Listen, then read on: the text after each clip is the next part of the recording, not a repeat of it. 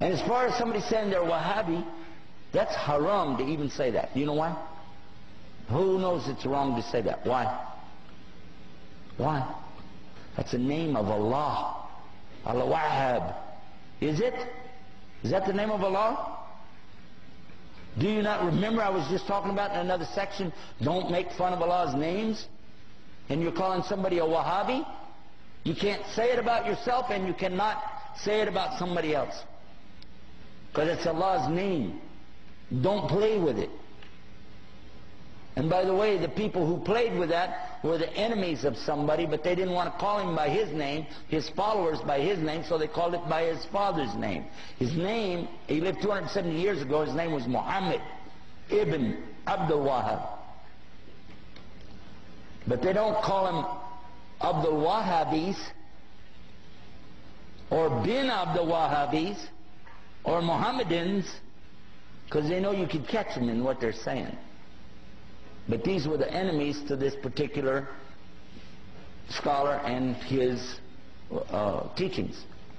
What he was saying is that basically you shouldn't worship people in their graves, and you shouldn't worship the grave site, and you shouldn't build these big temples in there to go to. And his followers tore down those places in the graveyards, and they became so angry that instead of dealing with the fact, he brought the proof.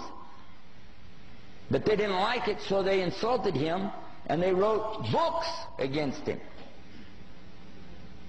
Because it messed up their Sufi tariqas. Okay? So they did that, and they lied, and they keep on lying until today.